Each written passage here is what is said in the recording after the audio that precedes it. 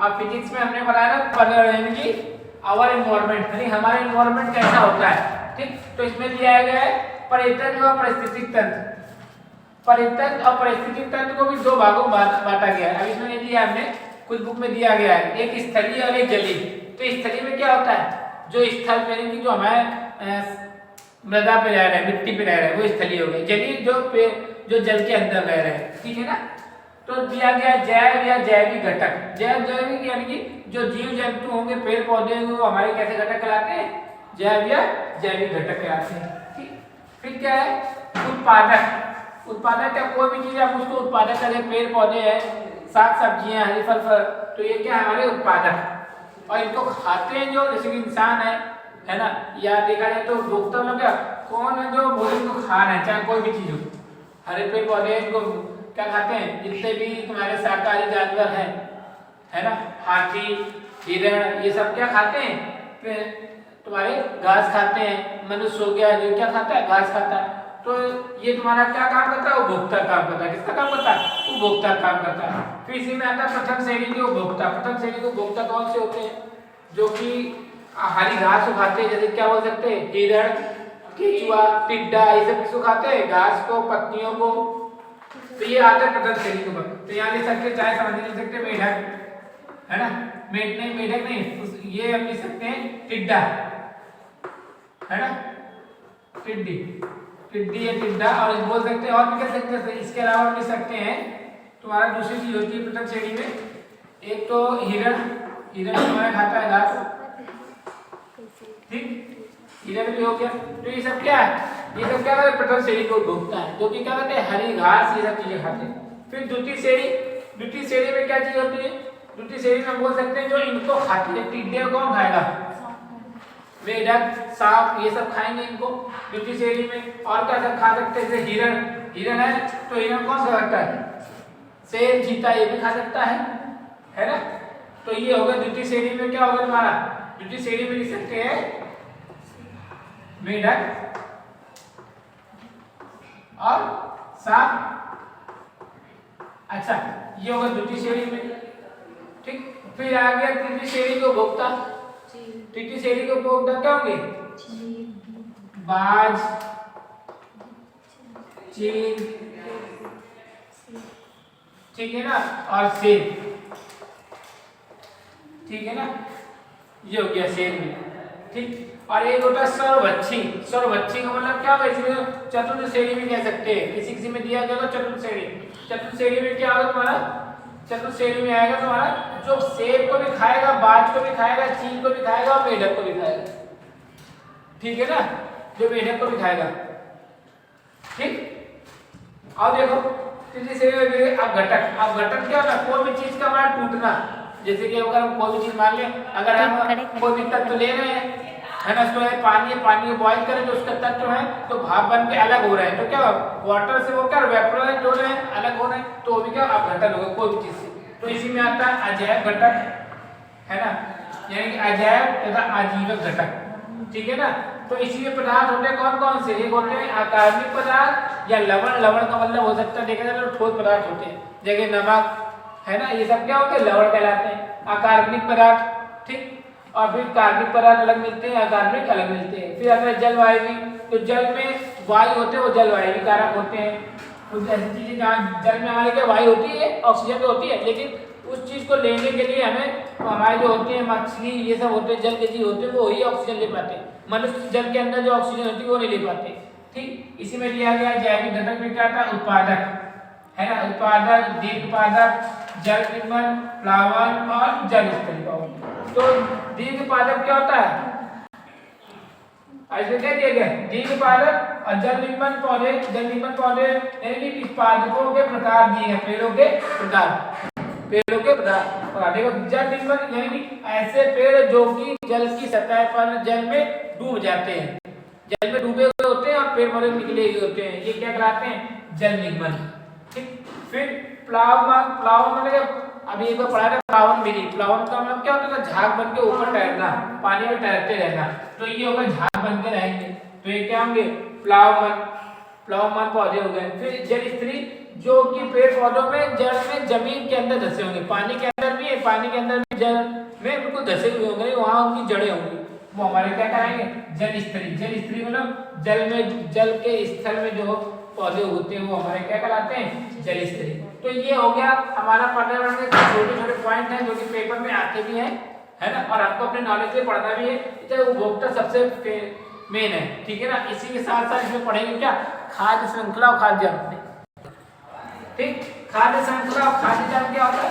खाद्य श्रृंखला मतलब जब कोई चीज किसी को खाती, जैसे कि हमने क्या कहा, जैसे घास है, जैसे क्या दिया गया घास है, जैसे हम बोल सकते हैं या हिरण, परियाल के पेड़, पेड़ को हमारे किसने खाया?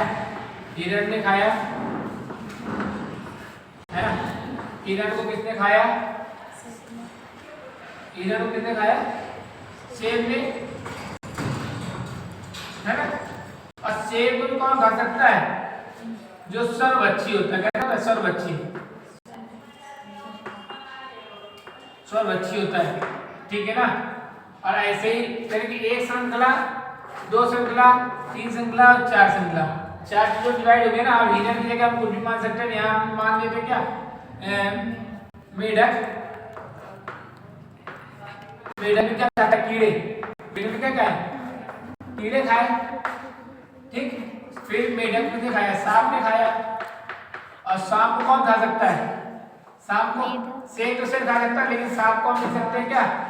बाज या मोर, मोर भी क्या करता है? सांप खाता है। और मोर को क्या करेगा? मोर को कोई भी खा सकता है, देखा है तो इंसान भी खाते हैं, कोई भी खाते हैं, कोई भी खा सकता है।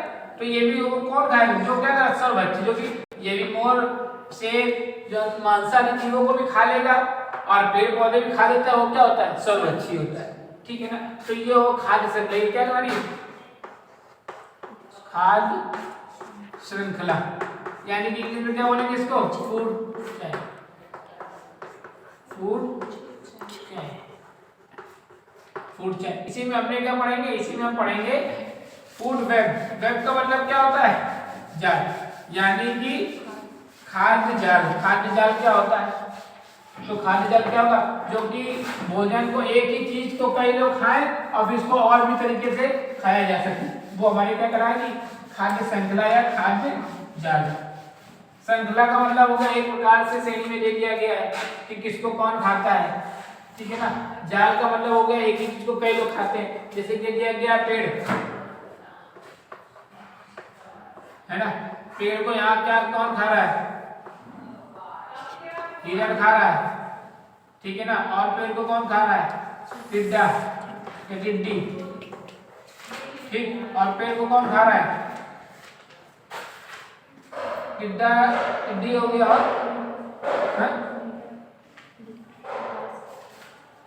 इस पेड़ में हम घास भी दे सकते हैं। हिरण, टिड्डी, और इनको कौन खा सकता है? इन सबको तो शेर भी खा सकता है, लेकिन टिड्डी को नहीं खाएगा, है ना। हिरण को खाएगा शेर। अब टिड्डी को कौन खाता है? मेढक, मेढक। और शेर क्या खाएगा? मेढक भी खा सकता है ना। शेर तो मांसाहारी वालों किसी को खा सकता है, मेढक है। या फिर यहाँ हम बोल रहे क्या? सांप। मेढक कौन खा रहा है? सांप खा रहा है। और सांप कौन खा रहा है? शेर खा रहा है ना। या सांप कौन खा रहा है? मोर है, तो मोर भी खा सकता है, ठीक। तो पेड़ पौधे और कौन खाएगा? हिरण, टिड्डी, और कौन खाएगा? पेड़ या घास या डाल दें, ठीक। तो ये शेर है या चीता है, ठीक है ना, ठीक। और पेड़ को बोल सकते मानो,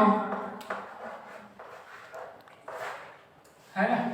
तो ये भी खा सकते हैं। तो इस तरीके से ये जाल टाइप का बन गया ना, एक तरीके का फूड तो यहाँ ले सकते हैं, खाद्य जाल बोल सकते हैं, फूड वेब, ठीक। देखो अब इसी में क्या पढ़ेंगे? परिस्थितिक पिरामिड, ठीक। तो इसको हम पढ़ते पिरामिड। पिरामिड भी एक प्रकार का श्रृंखला के रूप में दिया जाएगा, है ना। तो इसमें पिरामिड परिस्थिति का पिरामिड यानी पिरामिड के आकार में हम बना के लिखेंगे कि कौन किस कैसे क्या वर्क करेगा। ऊर्जा का पिरामिड यानी कि ऊर्जा कैसे मिलेंगे, जैसे कि तुम्हारा दिया गया उत्पादक, ये क्या उत्पादक, उत्पादक यहाँ पेड़ पौधे कुछ भी हो सकते हैं, ठीक। इसका प्रथम उत्पादक, प्रथम द्वितीय उत्पादक या द्वितीय उपभोक्ता, आई हो गया तृतीय उपभोक्ता। तो तृतीय में क्या हो सकते हैं, यहाँ तो मानव भी है, यहाँ क्या है मानव है, और यहाँ पर क्या है प्रथम में क्या सबसे पहले क्या आता है, कोई भी चीज है पेड़ पौधे हमारे खा रहे हैं, तो यहाँ आप लिख सकते हैं हिरण है, और हिरण के बाद क्या आ सकता है यहाँ शेर, है ना। और फिर मानव, मानव तो कैसा है सर्वाहारी है, मानव क्या है सर्वाहारी। आपको मानव क्या शेर उठाएगा क्या, लेकिन शेर का मतलब ये नहीं शेर यहाँ कोई भी जानवर और मानव कोई भी जानवर खा सकता है, कोई मानव कैसा है सर्वाहारी। और ये क्या है, ये तुम्हारा शाकाहारी, और ये क्या है मांसाहारी, इसलिए क्या तुम्हारा शाकाहारी, और ये क्या है मांसाहारी। तो शाकाहारी मांसाहारी क्या होता है, ये क्या मानव क्या है सर्वाहारी, है ना। यानी कि बोल सकते हैं कि शाकाहारी जीव इधर प्रथम भोक्ता में आएगा, और शेर तुम्हारा द्वितीय, ये कैसा है मांसाहारी है, और तृतीय क्या है मानव सर्वाहारी। तो सबसे ज्यादा ऊर्जा पिरामिड में सबसे ज्यादा ऊर्जा किसके पास होगी, मानव के पास, क्योंकि मानव क्या खा सकता है मांसाहारी को भी खा सकता है और शाकाहारी को भी खा सकता है। और दूसरा ऊर्जा स्तर किसका होगा मांसाहारी का, क्योंकि ये किसको खा रहा है हिरण को खा रहा है, ठीक। और इसका तीसरा क्या होगा, प्रथम वाला क्या होगा हिरण, हिरण के पास कम एनर्जी होगी। अच्छा उत्पादक क्या है, पेड़ पौधे हैं, तो पेड़ पौधों को भी एनर्जी किससे मिल रही है सूर्य से, किससे मिल रही है तो सूर्य से। तो सूर्य से जो ऊर्जा का स्रोत क्या है, ऊर्जा का सबसे बड़ा स्रोत क्या है सूर्य है। तो सूर्य से क्या हो, पेड़ पौधे क्या कर रहे हैं ग्रो कर रहे हैं, कोई भी पेड़ पौधे लगे हैं या सब्जियां लगी सब क्या करें ग्रो कर रहे हैं। तो मानव क्या करता है, मानव तो पेड़ पौधे भी खा सकता है ना, द्वितीय वर्ग को भी खा सकता है और तृतीय वर्ग को भी खा सकता है। तो एनर्जी का सबसे बड़ा स्तर किसके होगा मानव के होगा, ठीक है ना। तो ये कैसा है बनाया गया ऊर्जा का पिरामिड, सबसे ज्यादा ऊर्जा किस पे मानव में। फिर जीव संख्या का पिरामिड, जीव संख्या मतलब जीवों की संख्या। तो जीवों की संख्या सबसे पहले क्या होगा, यहाँ होंगे पेड़, और पेड़ के बाद हमारा क्या होगा, फिर यहाँ चूहे, और चूहे के बाद क्या होगा सांप, सांप के बाद बाज, ठीक। अब सबसे ज्यादा संख्या में क्या है, सबसे ज्यादा संख्या में क्या है पेड़ पौधे हैं, पक्षी चूहे ज्यादा है नहीं। तो सबसे ज्यादा बोलो जीव संख्या का पिरामिड, यानी संख्या में जो सबसे ज्यादा होती है। तो संख्या में सबसे ज्यादा क्या है हमारे, सबसे ज्यादा हमारे पास क्या है फल सब्जियां पेड़ पौधे सबसे ज्यादा है, उसके बाद चूहे या टिड्डे कुछ, ये कैसे हैं ये हमारे शाकाहारी है, और फिर कैसा मांसाहारी, ठीक। तो ये हो गया हमारा शाकाहारी, ये हो गया मांसाहारी, ठीक। तो बाज भी है हमारा, तो सबसे ज्यादा बाज क्या संख्या में सबसे कम है, क्योंकि बताया क्या है जीव संख्या, तो जीवों की संख्या बाज सबसे कम है। फिर क्या है सांप है, और फिर चूहे सबसे ज्यादा पाए जाते हैं शाकाहारी में। फिर तुम्हारे क्या पाए जा रहे हैं, और सब्जियां पेड़ पौधे सबसे ज्यादा संख्या पाई जाती है। ये होगा जीव संख्या पिरामिड। अब तीसरा पढ़ते हैं जीव भार पिरामिड, ठीक है ना। थर्ड नंबर में दिया गया हमें जीव भार का पिरामिड। भार का मतलब क्या होगा, भार का मतलब यहाँ वेट से है, ठीक है ना। भार का मतलब क्या है यहाँ पर वेट से, यानी कि वेट हमारा किसी भी चीज को लेके बना सकते हैं ना, वेट हमारा किसी भी चीज के लिए हो सकता है। जैसे कि हम बोले तो सबसे ज्यादा क्या है घास, यानी कि पेड़, ये क्या हमारा पेड़। पेड़ अगर हमारे कितने हैं 1000 किलो, ठीक। इसके बाद क्या हमारा चूहे, तो चूहे कितने हैं 100 किलो। इसके बाद क्या है सांप, सांप हमारे दिए गए 10 केजी। और इसके बाद दिया गया बाज, वो 1 किलो। ठीक, तो यानी ये क्या जीव भार, भार का मतलब क्या वेट, सबसे ज्यादा संख्या में पाए जा रहे हैं घास पेड़, ये हमारा क्या पेड़ है, यहाँ लिख दीजिए पेड़। ठीक, तो पेड़ कितने 1000 किलो, और वेट के हिसाब से चूहे हमारे कितने 100 किलो, और सांप हमारे कितने 10 किलो, और बाज कितने 1 किलो। तो वही संख्या थी, और ये क्या है जीव भार का पिरामिड। ठीक है ना। अब अगली हेडिंग हमारी क्या रहेगी, ओजोन परत। ओजोन परत का क्षय। अच्छा, क्षय का मतलब क्या होता है, कोई चीज का खराब होना, है ना। सबको मालूम है कि हमारी ओजोन पृथ्वी जो हमारी है अर्थ है, अर्थ के बाहर कहीं क्या है हमारी एक ओजोन परत से क्या है बना हुआ, हमारी पृथ्वी क्या सेफ है। क्योंकि बोलते हैं कि अगर ओजोन परत अगर हमारी कहीं छिद्र हो गया तो बाहर जितनी औरक्त किरणें हैं, पराबैंगनी किरणें हैं जो कि अर्थ में आ जाएंगी, उससे क्या कई प्रकार के रोग हो सकते हैं। जैसे सुना है कि ब्लड कैंसर ये सब चीजें संख्या में ज्यादा बढ़ते क्यों जा रहा है, क्योंकि कहीं ना कहीं ओजोन परत हमें डिस्ट्रॉय हो रही है। और कैसे डिस्ट्रॉय हो रही है, सबसे ज्यादा डिस्ट्रॉय होने का कारण क्या है CFC गैस, क्लोरोफ्लोरोकार्बन। ठीक है ना, CFC गैस। तो CFC गैस किसमें पाई जाती है सबसे ज्यादा, AC में। किसमें पाई जाती है, AC में, या रेफ्रिजरेटर में। इसमें रेफ्रिजरेटर यानी फ्रिज में हमारी पाई जाती है। तो AC में और रेफ्रिजरेटर में हमें सबसे ज्यादा पाई जाती है तो कौन सी गैस, CFC गैस पाई जाती है। ठीक, तो ओजोन परत हम लिख भी सकते हैं CFC गैस क्या है AC से रिलीफ होती है और रेफ्रिजरेशन जिससे क्या ओजोन परत हमारी खराब हो रही है। तो ओजोन परत की हमें विशेषता लिखनी है, ओजोन परत होने के खराब होने के कारण क्या है ना, और क्यों खराब हो रही है। ठीक है ना। तो इस चैप्टर में सिर्फ और सिर्फ इतनी हेडिंग पढ़नी है आप लोगों को। ठीक, सबसे पहले क्या पढ़ना था, जैव पारिस्थितिक तंत्र पढ़ना था, उसमें स्थलीय और जलीय पढ़ना था।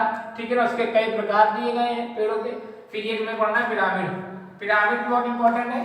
और उसके बाद सबसे इंपॉर्टेंट क्या था हमारा फूड चेन और फूड वेब।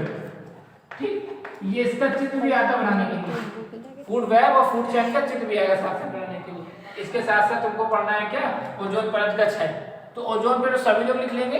इसी तरीके पूरा ये चैप्टर हमारा पर्यावरण समाप्त होता है। ठीक है ना, और बाकी आगे नेक्स्ट क्लास में पढ़ेंगे नेक्स्ट